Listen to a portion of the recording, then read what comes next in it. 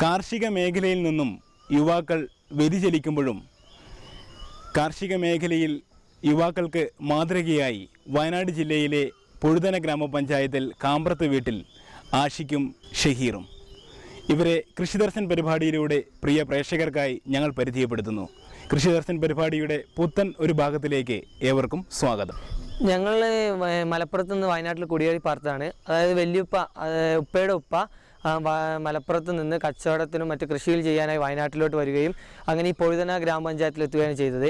പൊഴുതന ഗ്രാമപഞ്ചായത്തിലെത്തി അദ്ദേഹം ആദ്യം തോട്ടങ്ങളെല്ലാം വാങ്ങിയെങ്കിൽ കൃഷിയൊന്നും ചെയ്തിട്ടില്ല. കച്ചവടമായിരുന്നു അദ്ദേഹത്തിൻ്റെ മെയിൻ. പിന്നീട് കച്ചവടത്തിൽ വലിയ ഇടിവ് സംഭവിച്ചതോടുകൂടിയാണ് വീണ്ടും കൃഷിയിലോട്ട് ഇറങ്ങിയത്. അങ്ങനെ ഞങ്ങൾക്കുള്ള ഈ 2 ഏക്കർ സ്ഥലത്ത് അദ്ദേഹം നല്ല രീതിയിലുള്ള കൃഷികൾ ചെയ്തു.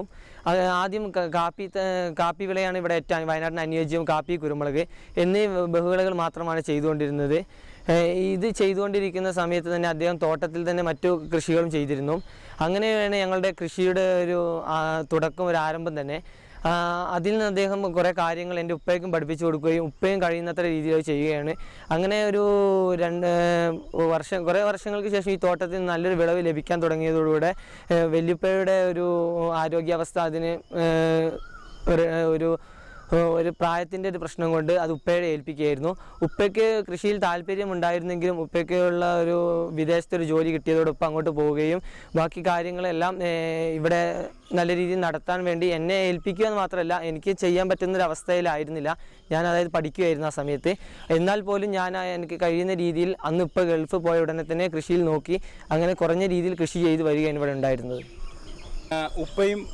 ഉപ്പയുടെ ഉപ്പയൊക്കെ കാത്തു സൂക്ഷിച്ച കാർഷിക പാരമ്പര്യം ആഷിക്ക് ഇപ്പോൾ കാത്തു സൂക്ഷിച്ച് വരികയാണ്. എത്രാമത്തെ വയസ്സിലാണ് ആഷിക്ക് ഈ മേഖലയിലേക്ക് കാലെടുത്ത് വയ്ക്കുന്നത്? ഏത് കൃഷിയിലായിരുന്നു തുടക്കം? ഉപ്പ വിദേശത്തോട്ട് പോയ സമയത്തായിരുന്നു. ഞാൻ ഏകദേശം 8th സ്റ്റാൻഡേർഡിൽ പഠിക്കുന്ന സമയത്താണ് ഞാൻ കൃഷിയിലോട്ട് വന്നത്. കൃഷിയിലോട്ട് വരാനുള്ള കാരണം അന്ന് ഞങ്ങളെ എക്സാമിൻ്റെ തെടുക്കത്ത സമയത്ത് തന്നെയായിരുന്നു ഇവിടെ കാപ്പിയുടെ വിളവെടുപ്പും. കാപ്പിയുടെ വിളവെടുക്കാൻ ആവശ്യമായ തൊഴിലാളി കിട്ടാത്ത സമയത്ത് ഞാനും ഉമ്മയും അനിയനും ചേർന്ന് ഈ 2 ഏക്കറിലുള്ള കാപ്പികൾ ഞങ്ങൾ ഒന്നിച്ച് ചേർന്ന് പറിച്ചു. ഏകദേശം 2 മാസം ടൈം എടുത്തു ഞങ്ങൾക്ക് ഈ തോട്ടത്തിലെ കാപ്പികൾ മുഴുവൻ പറിച്ചെടുക്കാനായിട്ട്. അങ്ങനെ തോന്നി ഈ കാപ്പിയിലെ വരുമാനം, ഞാൻ ആദ്യമായിട്ടാണ് അങ്ങനെ നമ്മൾ പറിച്ചെടുത്തൊരു ഉൽപ്പന്നം വിൽക്കുമ്പോഴുള്ള ഒരു വരുമാനം എനിക്ക് കിട്ടി തുടങ്ങിയത്. അത് കണ്ട് ഞാൻ എന്താക്കി, ഒരു ഏകദേശം 9th 10th കൂടെ ചെറുതായി അലങ്കാര പക്ഷികളെയും മത്സ്യങ്ങളെയും അതുപോലെ തന്നെ മുയൽ വളർത്തൽ ഇതെല്ലാം ചെറിയ രീതിയിൽ തുടങ്ങുകയാണുണ്ടായത്. ഏകദേശം 10th എക്സാം കഴിഞ്ഞതിന് ശേഷം ഞാനൊരു മുയൽ ഫാം തുടങ്ങാൻ തീരുമാനിച്ചു. അങ്ങനെയാണ് എൻ്റെ കൃഷിയിൽ ആദ്യത്തെ തുടക്കം. ആദ്യമായി ഞാൻ തുടങ്ങിയ മുയൽ കൃഷി എനിക്ക് നല്ലൊരു വരുമാനമാണ് ഉണ്ടാക്കി തന്നത്. ഞാൻ ആദ്യമായി തുടങ്ങിയത് ഒരു 40 മുയൽ കുഞ്ഞുങ്ങളെ വെച്ചിട്ട് ഒരു ചെറിയ ഷെഡായിരുന്നു. ആ ഷെഡിൽ 40 കുഞ്ഞുങ്ങളെ വാങ്ങിച്ച് ഏകദേശം 6 മാസമായപ്പോൾ അതിൽ നിന്നുള്ള എനിക്ക് വരുമാനം ലഭിക്കാൻ തുടങ്ങി. ഏകദേശം ആദ്യത്തെ വിൽപ്പനയിൽ തന്നെ എനിക്ക് 6000 രൂപ അതിൽ നിന്ന് ലാഭമായി കിട്ടി. അതായത് എൻ്റെ ചിലവുകൾ കഴിച്ച് എനിക്ക് 6000 രൂപ ആദ്യമായി ലാഭം കിട്ടിയപ്പോൾ തന്നെ എനിക്ക് മനസ്സിലായി മുയൽ കൃഷി നല്ലൊരു കൃഷിയാണെന്ന്. അതിന് കൂടെ തന്നെ ഇവിടെ ചെറുതായി ഞാൻ മത്സ്യകൃഷി ചെയ്യുന്നുണ്ടായിരുന്നു. അതിന് കൂടെ തന്നെ കോഴികളും ആട് വളർത്തലും ആരംഭിച്ചു. ആട് വളർത്തലെല്ലാം ആദ്യമായി 2 ആടുകളെ വാങ്ങി. അത് മലബാർ ഇനത്തിൽപ്പെട്ട ആടുകളായിരുന്നു. ആ ആടുകളെ വാങ്ങി അതിൽ നിന്നുള്ള കുഞ്ഞുങ്ങളെ വിൽപ്പന ചെയ്യാതെ അതിൽ നിന്നുള്ള എണ്ണം കൂട്ടി വരികയാണ് ഞാൻ ചെയ്തത്. ഇതുപോലെ തന്നെ ഇവിടെ വളർത്തിയ നാടൻ കോഴികളെയും മറ്റെല്ലാത്തിനെയും ഞാൻ വിൽപ്പന ചെയ്യാതെ ഓരോ വർഷവും അതിൽ നിന്നുള്ള എണ്ണം വർദ്ധിപ്പിച്ചു വരികയും അതിൽ നിന്നുള്ള ഉൽപ്പാദനം കൂട്ടിക്കൊണ്ടുവരികയും ചെയ്തത്. ആദ്യമായിട്ട് താങ്കൾ മുയൽ കൃഷി തുടങ്ങി, മുയൽ പരിപാലനം അത് ലാഭമാണെന്ന് താങ്കൾ മനസ്സിലാക്കി. അതിനുശേഷം ബാക്കിയുള്ള കൃഷി രീതികളിലേക്ക് വരുമ്പോൾ ആരായിരുന്നു ഒരു ഉപദേശകനായിട്ട് കൂടെ ഉണ്ടായിരുന്നത്? ആദ്യമെല്ലാം ഞാനൊരു സ്വയം ചെയ്യുക എന്നുള്ള രീതിയിലാണ് ഇതെല്ലാം ചെയ്തത്. പിന്നീടാണ് ഇവിടുത്തെ വെറ്റിനറി സർജൻ അനിൽ സക്രിയ സാർ എന്നെ പരിചയപ്പെടാനുള്ള സാഹചര്യം ഉണ്ടായത്. അദ്ദേഹമാണ് മുയൽ വളർത്തൽ നല്ല സാധ്യതയും നല്ല ഇനം കുഞ്ഞുങ്ങളെ വളർത്തിയ മുന്നോട്ട് നമ്മുടെ പഞ്ചായത്തിലും അതുപോലെ തന്നെ നമ്മുടെ വയനാട്ടിലെ പല ഭാഗത്തും നിനക്ക് തന്നെ സാധനങ്ങൾ സപ്ലൈ ചെയ്യാൻ കഴിയും എന്നുള്ള ഉപദേശം എനിക്ക് തരികയും ആദ്യമായിട്ട് മുയൽ ഗ്രാമ പദ്ധതിയുടെ 4000 രൂപയുടെ ഒരു മുയൽ സ്കീം എനിക്ക് തരികയും ചെയ്തു. അതിൽ ആ വരുമാനം പദ്ധതി എനിക്ക് കിട്ടിയതോടെ എൻ്റെ മുയൽ വളർത്തൽ ഞാൻ നല്ല രീതിയിൽ കൊണ്ടുപോയി. പിന്നീട് അനിൽ സാർ വരികയും എന്നോട് കുറേ കാര്യങ്ങൾ നല്ല രീതിയിൽ ചെയ്യാനും ഒരു സമ്മിശ്രമായിട്ട്, അതായത് മൃഗപരിപാലനം എല്ലാ മൃഗങ്ങളെയും നിനക്ക് കഴിയാവുന്ന രീതിയിൽ വളർത്തിയാൽ നല്ലൊരു സാധ്യത ഇതിന് മുന്നോട്ടുണ്ട് എന്ന് പറയുകയും സാറിൻ്റെ എല്ലാവിധ സപ്പോർട്ടോടും കൂടെ ഞാൻ ഓരോ ജീവികളെയും സെപ്പറേറ്റ് ഷെഡുകളാക്കി പിന്നീട് വളർത്താനുള്ള ആരംഭത്തിലോട്ട് മുന്നോട്ട് വന്നു. മുയൽ കൃഷി ലാഭമാണെന്ന് മനസ്സിലാക്കിയ താങ്കൾ ഇതര കൃഷിയിലേക്കും തിരിഞ്ഞു. ഈ വിദ്യാഭ്യാസത്തോടൊപ്പം എങ്ങനെയാണ് ഈ കൃഷിയും കൂടെ ഒരുമിച്ച് കൊണ്ടുപോകുന്നത്? എല്ലാ കൃഷികളും ചെയ്തുകൊണ്ടിരിക്കുന്ന സമയത്ത് ഞാൻ അവസാനമായി ചെയ്തൊരു കൃഷിയാണ് പശു വളർത്തൽ. അത് ILDP സ്കീമിൽ എനിക്കൊരു പശുവിൻ്റെ യൂണിറ്റ് കിട്ടും. അങ്ങനെ ഞാൻ പശു വളർത്തൽ ആരംഭിച്ചു. പശു വളർത്തൽ ആരംഭിച്ചതോടുകൂടെ എനിക്ക് വിദ്യാഭ്യാസത്തിന് ആദ്യം ഫസ്റ്റ് തുടങ്ങിയ ഉടനെ തന്നെ എൻ്റെ പഠനകാര്യത്തിന് കുറച്ച് റിസ്ക് ഉണ്ടായി. എന്താ ആദ്യമായിട്ടാണ് ഞാൻ പശു വളർത്തുന്നത്. പശു എല്ലാ ജീവികളും പോലെയല്ല, കൂടുതൽ നമ്മൾ കെയർ ചെയ്യേണ്ട ഒരു ഇതായതുകൊണ്ട് ഞാൻ പശുവിൻ്റെ കാര്യത്തിൽ എനിക്ക് കുറച്ച് റിസ്ക് ഉണ്ടായിരുന്നു. പിന്നീട് ഞാൻ ഏകദേശം പോളി ഫസ്റ്റ് ഇയർ ആയ സമയത്ത് പശു വളർത്തലും പോളിയും കൊണ്ട് മുന്നോട്ട് പോകുന്നതിന് എനിക്കൊരു ഭയമുള്ളത് കാരണം ഞാൻ നല്ലവണ്ണം ആലോചിച്ച് ചിന്തിച്ച് നോക്കി, പശു വളർത്തൽ മുന്നോട്ട് കൊണ്ടുപോകണോ അതോ എൻ്റെ എഡ്യൂക്കേഷൻ അത് ബാധിക്കുമെന്ന്. പക്ഷേ നല്ല രീതിയിൽ പശു വളർത്തലാണ് എല്ലാ കാര്യങ്ങളും മുന്നോട്ട് കൊണ്ടുപോയത്. അതുകൊണ്ട് ഞാൻ പഠനത്തോടൊപ്പം പശു വളർത്തൽ ചെയ്യാൻ ആരംഭിച്ചു. അതിനായി ഞാൻ പ്രത്യേക സമയങ്ങൾ കണ്ടെത്തി. അതായത് പശുവിനെ പരിപാലിക്കാൻ ഇത്ര സമയം, നമ്മൾ പഠനത്തിന് വേണ്ടി ഇത്ര സമയം, അങ്ങനെ ഒരു ടൈം ടേബിൾ ക്രമത്തിൽ പോയപ്പോൾ പഠനവും കൃഷിയും എനിക്കൊരു ഭാരമായി തോന്നിയിട്ടില്ല. താങ്കളുടെ ഒരു ദിവസത്തെ ജോലി എങ്ങനെ പോകും? പ്രത്യേകിച്ച് പഠനം കൂടെ ഉള്ളത് കൊണ്ടാണ് ഇത്തരത്തിലൊരു ചോദ്യം ചോദിച്ചിരിക്കുന്നത്. പഠനമുള്ളത് ഇപ്പോൾ ഞാൻ ഡിപ്ലോമ കഴിഞ്ഞു. പഠനമുള്ള സമയത്ത്, അതായത് ഈ വർഷമാണ് ഞാനിപ്പോൾ പഠനത്തിൽ നിന്ന് കുറച്ച് വിട്ടു മാറി അടുത്ത കോഴ്സ് ചെയ്യാൻ വേണ്ടി നിൽക്കുന്നത്. അതുവരെ പഠനമുള്ള സമയത്ത് ഞാനും അനിയനും രാവിലെ ഒരു 4:30 എഴുന്നേൽക്കും. അനിയനാണ് മുയൽ ഫാമിൻ്റെ എല്ലാ കാര്യങ്ങളും നോക്കുന്നത്. അതിനോടുകൂടെ ഞാൻ രാവിലെ തന്നെ തൊഴുത്തിലിറങ്ങുകയും പശുവിനെ വാഷ് ചെയ്തു അതിൻ്റെ കറവ് കഴിഞ്ഞ് ഏകദേശം 6-7 മണിയോടുകൂടെ തൊഴുത്തിൽ നിന്നിറങ്ങി ഞാൻ ഇവിടെ അടുത്തുള്ള ക്ഷീരസംഘത്തിൽ പാൽ കൊണ്ടു കൊടുക്കുകയാണ് ചെയ്യുന്നത്. അതുപോലെ തന്നെ അനിയൻ്റെ മുയൽ ഫാമിലെ അതിൻ്റെ തീറ്റക്രമങ്ങളെല്ലാം ചെയ്തു. അതിന് വേണ്ട എല്ലാ പരിചരണം നടത്തി അവനും ഒരു 7 മണിയോടുകൂടെ ഷെഡിൽ നിന്ന് ഇറങ്ങുകയാണ് ചെയ്യുന്നത്. പിന്നീട് ഞങ്ങൾ എല്ലാ ദിനചര്യകളും ചെയ്ത് ഞങ്ങൾ നേരെ കോളേജിലോട്ട് പോവുകയും വൈകിട്ട് ഒരു 4:30-5 മണിയോട് തിരിച്ചെത്തി വീണ്ടും ഞങ്ങൾ എല്ലാ പ്രവർത്തനങ്ങളും ഓരോന്നോരോന്നായി ഞങ്ങൾ ചെയ്യുകയാണ് ചെയ്യുന്നത്. ഞങ്ങളുടെ കൃഷിയിലെ വിജയം എന്ന് പറയുന്നത് ഞങ്ങൾ 3 പേരുടെയും കൂട്ടായ പ്രവർത്തനമാണ്.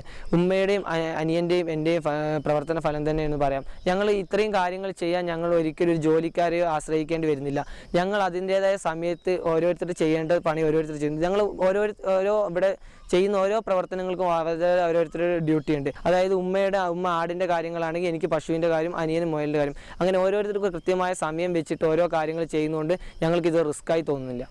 കൃഷി മൃഗസംരക്ഷണ മേഖലയിൽ താങ്കളിപ്പോൾ ഒരു താരമായിക്കൊണ്ടിരിക്കുകയാണ്. താങ്കൾ ഇന്ന് ഏതൊക്കെ രീതിയിലുള്ള കൃഷികളാണ് ഇന്ന് ഈ 2 ഏക്കർ സ്ഥലത്ത് ചെയ്തുകൊണ്ടിരിക്കുന്നത്? ഇപ്പോൾ ഈ 2 ഏക്കർ സ്ഥലത്ത് മൃഗപരിപാലനം വാങ്ങൽ, പശു വളർത്തലുണ്ട്, മുയൽ വളർത്തൽ, നാടൻ കോഴി വളർത്തൽ, പിന്നെ ഫാൻസി ഐറ്റമായ ടർക്കി, ഗൂസ്, ഫ്ലൈൻ ഡക്ക്, ആട് വളർത്തൽ, ഇവയെല്ലാം സംയോജിപ്പിച്ച് കൊണ്ടുപോയും. അതുപോലെ തന്നെ ഞങ്ങളുടെ തോട്ടത്തിൽ കാപ്പി കൃഷിയുണ്ട്.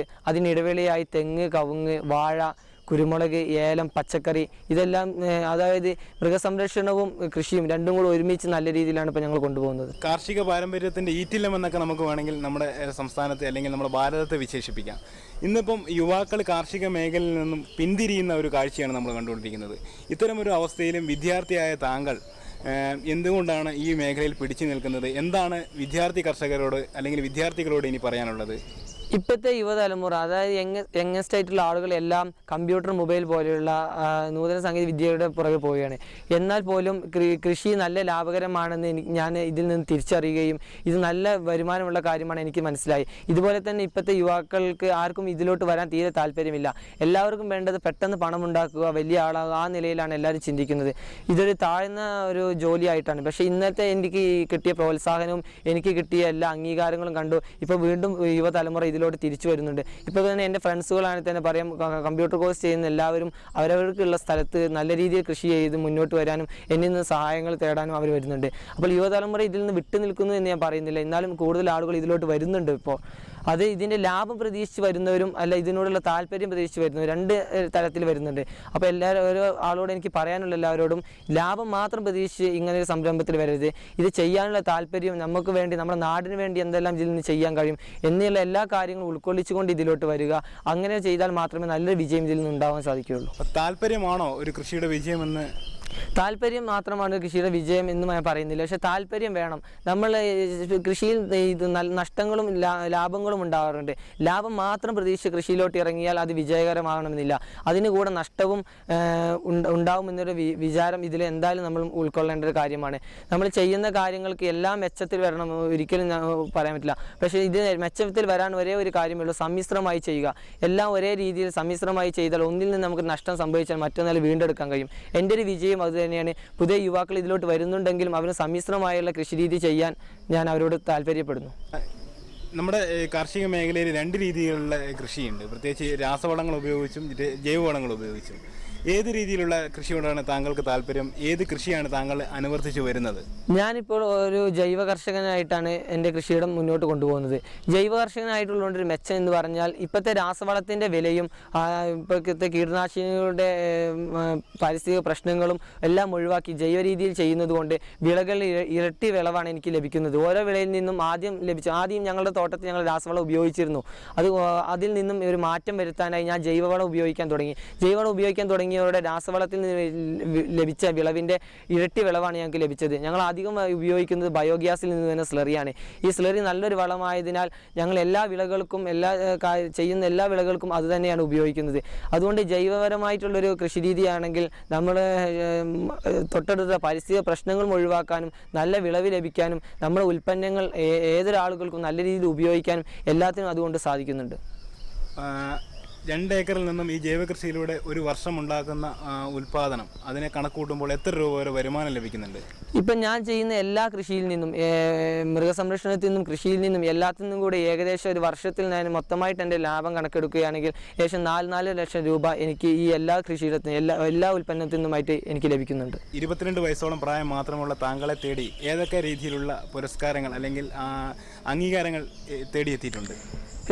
ഞാനിപ്പോൾ 5 വർഷമായി കൃഷി രീതി ചെയ്തിട്ടുണ്ടെങ്കിലും ഓരോ വർഷം എനിക്ക് പ്രോത്സാഹനമാണെങ്കിലും ഈ കഴിഞ്ഞ 2 വർഷമായിട്ട് എനിക്ക് അംഗീകാരങ്ങൾ അതിനോടുകൂടെ ലഭിക്കാൻ തുടങ്ങി. 2012 മികച്ച യുവകർഷകനുള്ള മൃഗസംരക്ഷണ വകുപ്പിൻ്റെ വയനാട് ജില്ലാ അവാർഡ് എനിക്ക് ലഭിച്ചിട്ടുണ്ട്. അതിനോടുകൂടെ തന്നെ റേഡിയോ മാറ്റ്ലിയുടെ പൊലിമ കർഷക അവാർഡും എനിക്ക് ലഭിക്കുകയുണ്ടായി. ആ വർഷം തന്നെയാണ് ഇവിടെ പൊഴുതന ഗ്രാമപഞ്ചായത്തിലെ മികച്ച യുവകർഷകനായി എന്നെ ആദരിച്ചു. അങ്ങനെ ഒരു അവാർഡും എനിക്ക് ലഭിക്കുകയുണ്ടായി. ഈ എല്ലാ അവാർഡിന് പുറമെയാണ് ഞാൻ പ്രതീക്ഷിക്കാതെയും എന്നെ ഞെട്ടിച്ചുകൊണ്ട് എനിക്ക് ഗാന്ധിജി സ്റ്റഡി സെന്ററിന്റെ സംസ്ഥാനത്ത് മികച്ച ജൈവകർഷകനുള്ള അവാർഡ് 2013 ലഭിക്കുകയുണ്ടായി. 2 ലക്ഷം രൂപയും 10 ദിവസത്തെ ന്യൂസിലാൻഡ് യാത്രയുമാണ് അവർ അവാർഡിൽ എനിക്ക് സമ്മാനിച്ചത്. ഈ ന്യൂസിലാൻഡ് യാത്ര കൊണ്ട് ഉദ്ദേശിക്കുന്നത് അവിടുത്തെ ടെക്നോളജീസും അവിടുത്തെ കൃഷി രീതികളും കണ്ടു പഠിച്ചു വരിക, കഴിയുന്നത്ര നമ്മുടെ കൃഷിയിടത്തിൽ അത് ഉപയോഗപ്രദമാക്കുക എന്ന ലക്ഷ്യത്തോടു കൂടിയാണ് അവർ ന്യൂസിലാൻഡ് ട്രിപ്പ് അതിലൂടെ പ്ലാൻ ചെയ്തിട്ടുള്ളത്. അതുകൊണ്ട് അംഗീകാരം ലഭിക്കാൻ മാത്രമല്ല ഞാൻ കൃഷി ചെയ്യുന്നത്. ഇതിനുകൂടെ അംഗീകാരം ലഭിക്കുമ്പോൾ നമുക്ക് കൂടുതൽ ഒരു എനർജിയാണ് ഇതിലോട്ട് മുന്നോട്ട് പോകാൻ നമുക്ക് ലഭിക്കുന്നത്. താങ്കൾ ഏത് ഇതിലാണ് ഇപ്പം ഡിപ്ലോമ എടുത്തിരിക്കുന്നത്? എൻ്റെ എഡ്യൂക്കേഷൻ്റെ കാര്യം പറയുകയാണെങ്കിൽ ഞാൻ 10th കഴിഞ്ഞ് +2 സയൻസ് ആണ് എടുത്തത്. +2 സയൻസ് എടുത്തതിന് ശേഷം നമ്മൾ ഡിപ്ലോമ, അതായത് പോളിടെക്നിക്ക് നല്ല സ്കോപ്പുള്ളൊരു ഡിഗ്രിയാണെന്ന് വിചാരിച്ചു ഞാൻ കമ്പ്യൂട്ടർ ഹാർഡ്വെയർ ഡിപ്ലോമ എടുത്തു. ഇവിടുത്തെ വയനാട്ടിലെ ഗവൺമെൻറ് പോളിടെക്നിക്കിൽ കമ്പ്യൂട്ടർ ഹാർഡ്വെയർ 3 വർഷം ഡിപ്ലോമ കഴിഞ്ഞ് എനിക്ക് അടുത്തത് നെറ്റ്വർക്കിംഗ് ചെയ്യാനാണ് താല്പര്യം. അതായത് ഞാൻ ചെയ്യുന്ന ഫീൽഡും ഞാൻ പഠിക്കുന്ന ഫീൽഡും രണ്ടും വ്യത്യസ്തമാണ്. എന്നാൽ പോലും ഇപ്പോഴത്തെ എഡ്യൂക്കേഷന് വേണ്ട എല്ലാ കാര്യങ്ങളും ഞാൻ അതിന് പഠിച്ചെടുക്കുകയും അതിൽ എനിക്ക് ജോലി സാധ്യത കുറേ ലഭിച്ചിട്ടുണ്ട്. ഇപ്പോൾ കമ്പ്യൂട്ടർ ഹാർഡ്വെയർ ഡിപ്ലോമ കഴിഞ്ഞ ഉടനെ തന്നെ അവിടുത്തെ ഇൻ്റർവ്യൂവിൽ എനിക്ക് HCL വിപ്രോയിലൊക്കെ ഇൻ്റർവ്യൂ അറ്റൻഡ് ചെയ്തു അവിടുന്ന് കിട്ടിയിട്ടുണ്ട്. പക്ഷെ അവിടെയൊക്കെ അവർ പറയുന്ന സാലറി ഏകദേശം സ്റ്റാർട്ടിങ്ങിൽ 8000 രൂപ തരാം, 3 വർഷത്തേക്ക് ഞങ്ങളെ കമ്പനിയിൽ നിങ്ങൾ നിൽക്കണം, പുറമെ ഒരു ജോലി ചെയ്യാൻ പറ്റില്ല, അങ്ങനത്തെ ഒരു എഗ്രിമെൻറ്റോട് കൂടിയുള്ള ജോബ് ആയതുകൊണ്ട് ഞാനത് വേണ്ടെന്ന് വെച്ചു. അവിടെ 8000 രൂപ കിട്ടുന്ന ഒരു വരുമാനം കൊണ്ട് ഇവിടെ എനിക്ക് കിട്ടുന്ന പ്രതിമാസം ഏകദേശം 25000 രൂപ കിട്ടുന്നുണ്ട്. അപ്പോൾ ആ 8000-ത്തേക്കാളും നല്ല സംതൃപ്തിയും നമ്മുടെ വീട്ടിൽ തന്നെ നമ്മൾ ചെയ്തിട്ടും കിട്ടുന്നൊരു വിലയാണ് 25000 രൂപ. അതുകൊണ്ട് ഞാൻ തീരുമാനിച്ചു അങ്ങനെയുള്ളൊരു ജോലി വേണ്ട. എന്നാൽ പോലും എൻ്റെ പഠനം ഞാൻ തുടർന്നു കൊണ്ട് പോവുകയാണ്. അതിൻ്റെ കൂടെ എൻ്റെ കൃഷിയിൽ ഞാൻ ഒരു മാറ്റവും വരുത്തില്ല. ഇതും നല്ല രീതിയിൽ മുന്നോട്ട് കൊണ്ടുപോകും. കുടുംബത്തിൻ്റെ ഒത്തൊരുമയാണ് കാർഷിക മേഖലയുടെ വിജയമെന്ന് ഏട്ടൻ പറയുമ്പോൾ അനിയൻ ഇതേക്കുറിച്ച് എന്താണ് പറയാനുള്ളത്? ഞാൻ ഡിഗ്രി BCom ആണ് പഠിക്കുന്നത്. ഇതിന് മുന്നേ +2 ഞാൻ VHSC science veterinary science livestock മാനേജ്മെൻറ്റാണ് ഞാൻ കഴിഞ്ഞത്. മെയിനായിട്ട് ഇപ്പോൾ ഏട്ടനെ സഹായിച്ചുകൊണ്ടിരിക്കുന്നത് മൊബൈൽ ഫാം വഴിയാണ്. മൊബൈൽ ഫാമാണ് ഞാൻ മെയിനായിട്ട് നോക്കിക്കൊണ്ടിരിക്കുന്നത്. പിന്നെ അത് കഴിഞ്ഞാൽ പശുവിൻ്റെ കാര്യങ്ങളും ആടിൻ്റെ കാര്യങ്ങളും ഞാൻ നോക്കും. അതായത് ചപ്പിൻ്റെ കാര്യങ്ങളും അതിൻ്റെ തീറ്റക്രമങ്ങളും ഞാൻ നോക്കും. ഇപ്പോൾ എത്ര മുയലിനെ വളർത്തുന്നുണ്ട് ഇപ്പം ഈ ഒരു ഫാമിൽ? ഈ ഫാമിൽ ഇപ്പോൾ ഏകദേശം 100 മുയലോളം വളർത്തുന്നുണ്ട്. കുഞ്ഞുങ്ങളടക്കം 100 മുയലോളം വളർത്തുന്നുണ്ട്. ഇത്രയും അധികം കൃഷി ചെയ്യുമ്പോഴും താങ്കൾ എങ്ങനെയാണ് പഠനത്തിൽ സമയം കണ്ടെത്തുന്നത്? എനിക്ക് ഈ പണികൾ അത്ര ബുദ്ധിമുട്ടായി തോന്നുന്നില്ല. രാവിലെ ഞാൻ 4 മണിക്ക് എണീച്ച് മുയൽ കാര്യങ്ങൾ തീർത്താൽ ഒരു 7 മണിയോടെ എനിക്ക് ക്ലാസ്സിൽ പോകാം. അത് കഴിഞ്ഞ് ഏകദേശം വൈകുന്നേരം വന്നതിന് ശേഷം ഒരു 6 മണിയോടെ ഞാൻ എൻ്റെ കാര്യങ്ങളെല്ലാം തീർത്ത് പഠനത്തിൽ ശ്രദ്ധിക്കാൻ സമയമുണ്ടാകും. പ്രായം 22 മാത്രം ആയിട്ടേ ഉള്ളൂ. ഇനിയിപ്പം താങ്കളുടെ ഭാവി ഏത് രീതിയിൽ ചിട്ടപ്പെടുത്താനാണ് താങ്കൾ ആഗ്രഹിക്കുന്നത്? ഞാൻ എൻ്റെ നെറ്റ്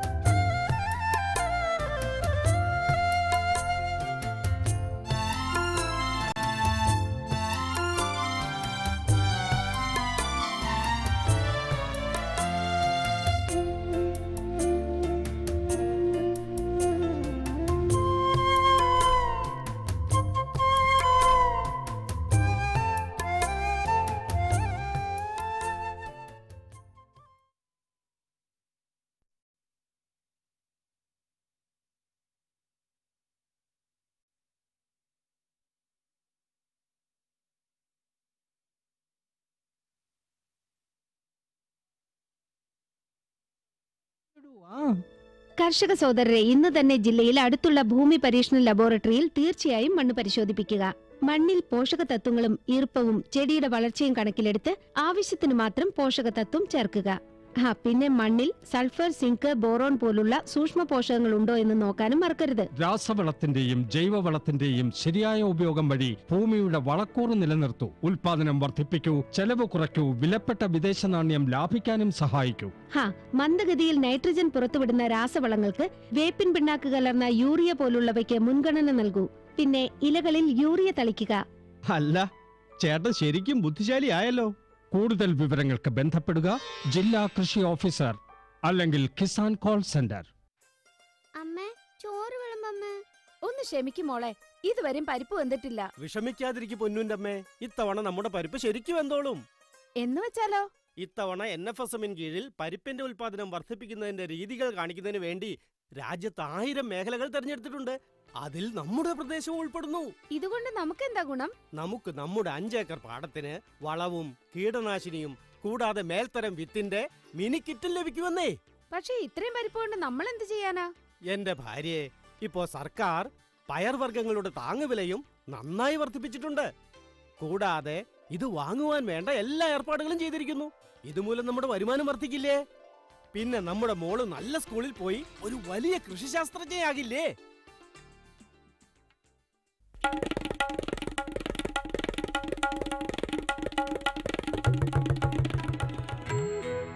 അമ്മേ, ഞാൻ സ്കൂളിൽ പോവുക പഠിക്കാൻ. സ്കൂളിലോ? കല്യാണം കഴിച്ചു വരുമ്പോ പറഞ്ഞിരുന്നല്ലോ നീ പഠിപ്പുള്ളവളാണെന്ന്. എന്റെ അമ്മേ, ഫാം സ്കൂളിലേക്കാ പോകുന്നത്. കൃഷിയുടെ പുതിയ പുതിയ കാര്യങ്ങൾ പഠിക്കാൻ. എന്റെ കൂടെ വന്നോളൂ അമ്മേ. ഫാം സ്കൂൾ ഇവിടെ പാടത്ത് വിളകൾ വർദ്ധിപ്പിക്കാനുള്ള എല്ലാ കാര്യങ്ങളും കർഷകർക്ക് പഠിപ്പിച്ചു കൊടുക്കുന്നു. അതായത് മണ്ണിന്റെ അടിസ്ഥാനത്തിൽ ശരിയായ വളം, മേൽത്തരം വിത്ത്, പിന്നെ ആവശ്യാനുസരണം കീടനാശിനി. അതായത് കുറഞ്ഞ ചിലവിൽ അധിക ലാഭം. സുഗന്ധത്തിന്റെ ചാമരം വീശി, സ്വാദിന്റെ അലകൾ ഉയർത്തി, പുരോഗതിയുടെ പാതയൊരുക്കി, പുഞ്ചിരി പൂഞ്ചിറക് വിടർത്തി, നാടാകെ പച്ചപ്പ് ചാർത്തി, വ്യവസായങ്ങൾക്ക് അവസരമൊരുക്കി, പൂന്തേൻ മാധുര്യം പരത്തി, ആഹ്ലാദത്തിന്റെ തിരകൾ ഉയർത്തി. NHM horticulture mission. ഞങ്ങളുടെ ആഗ്രഹം നിങ്ങളുടെ മന്ദഹാസം.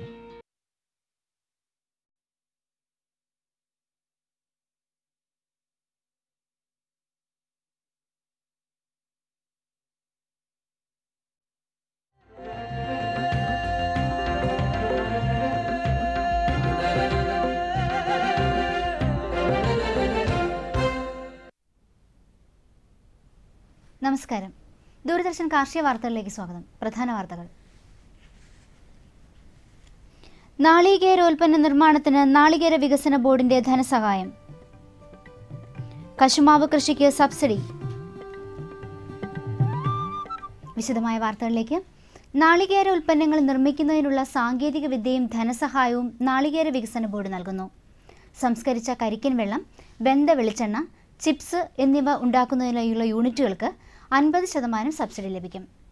വലിയ പദ്ധതികൾക്ക് മൊത്തം ചെലവിൻ്റെ 25% തുകയോ പരമാവധി 50 ലക്ഷം രൂപയോ ധനസഹായം നൽകും. വിദഗ്ധരുടെ സഹായത്തോടെ തയ്യാറാക്കുന്ന പ്രോജക്റ്റ് റിപ്പോർട്ട് പൊതുമേഖലാ സഹകരണ ബാങ്കുകൾ വഴിയാണ് ബോർഡിന് സമർപ്പിക്കേണ്ടത്. കൂടുതൽ വിവരങ്ങൾക്ക് ഇനി പറയുന്ന ഫോൺ നമ്പറിൽ ബന്ധപ്പെടുക. 9496119103.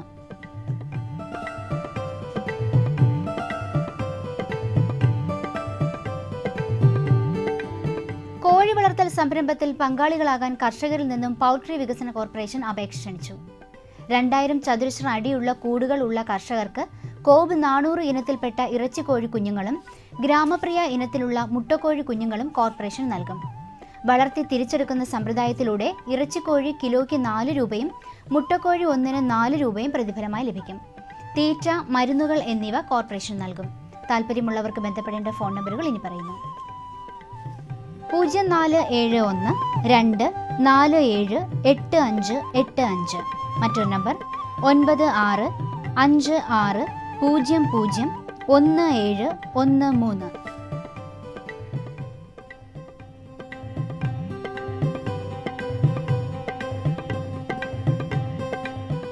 കൃഷിവകുപ്പ് നടപ്പിലാക്കുന്ന മൊബൈൽ അധിഷ്ഠിത പദ്ധതിയുടെ സേവനം കർഷകർക്കും കൃഷിവകുപ്പിലെ ജീവനക്കാർക്കും ലഭ്യമാകുന്നു. എല്ലാ ആഴ്ചയിലും ചൊവ്വ, വെള്ളി ദിവസങ്ങളിൽ ഓരോ മാസവും ചെയ്യേണ്ട കൃഷിപ്പണികൾ, പുതിയ കൃഷി വികസന പദ്ധതികളും ആനുകൂല്യങ്ങളും തുടങ്ങിയവയെക്കുറിച്ചുള്ള സന്ദേശങ്ങൾ ലഭ്യമാകും. ഇങ്ങനെ ലഭിക്കുന്ന SMS സന്ദേശങ്ങൾ കൃഷിയിടങ്ങളിൽ പ്രയോജനപ്പെടുത്താനും പുതിയ സാങ്കേതിക വിദ്യകൾ അപ്പോൾ ലഭ്യമാകുവാനും കർഷകർക്ക് ഉപകാരപ്പെടും. ഈ സേവനത്തിനായി കർഷകർ കൃഷിഭവനിൽ മൊബൈൽ നമ്പർ രജിസ്റ്റർ ചെയ്യണം. ഒപ്പം കൃഷി ചെയ്യുന്ന വിളകളുടെ വിവരങ്ങളും നൽകണം. ഇതുവരെ ഈ സേവനം ലഭിക്കാത്ത കർഷകർക്ക് ഇനിയും പേരുകൾ രജിസ്റ്റർ ചെയ്യാവുന്നതാണ്. കൃഷി director@gmail.com എന്ന മെയിൽ ഐഡിയിലും വിവരങ്ങൾ അയക്കാം. കശുമാവ് കൃഷിയിൽ സ്വകാര്യ മേഖലയിലും വ്യക്തികൾക്കും സന്നദ്ധ സംഘടനകൾക്കും സഹായം നൽകാൻ കശുമാവ് കൃഷി വികസന ഏജൻസിയുടെ പദ്ധതി. കശുമാവ് നഴ്സറി ഉണ്ടാക്കാൻ പരമാവധി 4 ഹെക്ടർ സ്ഥലത്തുള്ള മുഴുവൻ ചിലവും ഏജൻസി വഹിക്കും. കശുമാവ് തോട്ടങ്ങളുടെ പുനരുദ്ധാരണത്തിന് ഒരു വ്യക്തിക്ക് പരമാവധി 2 ഹെക്ടറിന് വരെ ധനസഹായം നൽകുന്നു. 15,000 രൂപയാണ് ഒറ്റത്തവണ സബ്സിഡി. പുതിയ തോട്ടങ്ങൾ നട്ടുപിടിപ്പിക്കുന്നതിന് തൈയുടെ വിലയുൾപ്പെടെ 20,000 രൂപ ധനസഹായവും ലഭിക്കും. കൂടുതൽ വിവരങ്ങൾക്ക് ഇനി പറയുന്ന ഫോൺ നമ്പറിൽ ബന്ധപ്പെടാം. 9446307456.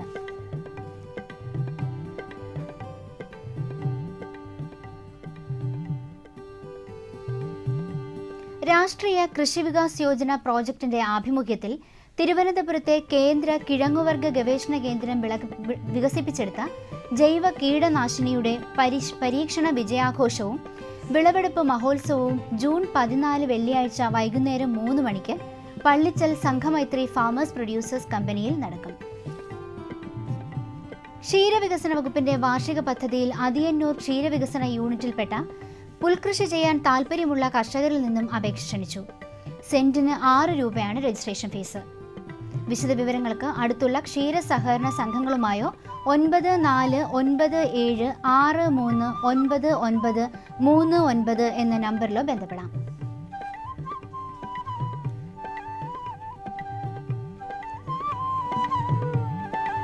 ക്ഷീരവികസന വകുപ്പിന്റെ പട്ടത്തുള്ള പരിശീലന കേന്ദ്രത്തിൽ ഈ മാസം 20-21 തീയതികളിൽ തീറ്റപ്പുൽ കൃഷിയിൽ പരിശീലനം സംഘടിപ്പിക്കുന്നു.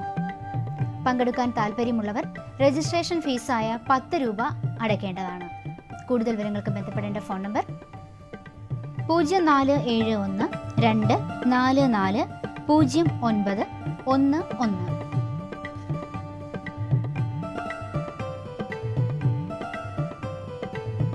ഇനി കമ്പോള നിലവാരം. റബ്ബർ RSS 4 ക്വിൻ്റലിന് 17,500 രൂപ, RSS 5 17,000 രൂപ, വെളിച്ചെണ്ണ 6,550 രൂപ, കുരുമുളക് 35,500 രൂപ, നാളികേരം തൊണ്ടോട് കൂടിയത് 1000-ന് 5,300 രൂപ, നാളികേരം തൊണ്ടില്ലാതെ 1000-ന് 4,900 രൂപ. കമ്പോള അവലോകനം. കുരുമുളക് വിപണി കൊച്ചിയിൽ ഗാബിൾഡ് കുരുമുളക് ക്വിൻ്റലിന് 35,500 രൂപ, അൺഗാബിൾഡ് കുരുമുളക് 34,000 രൂപ.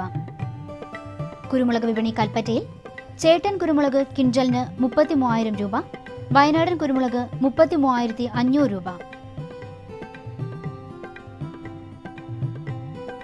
കൊപ്ര വിപണി കോഴിക്കോട് ക്വിൻ്റലിന് 4,575 രൂപ, തളിപ്പറമ്പ് 4,300 രൂപ, കാസർഗോഡ് 3,800 രൂപ.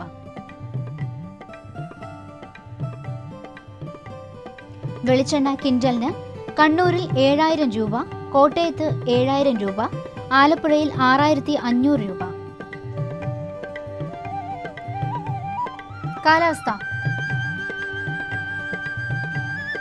കണ്ണൂർ കൂടിയ താപനില 26.9 ഡിഗ്രി സെൽഷ്യസ്, കുറഞ്ഞ താപനില 22.2 ഡിഗ്രി സെൽഷ്യസ്.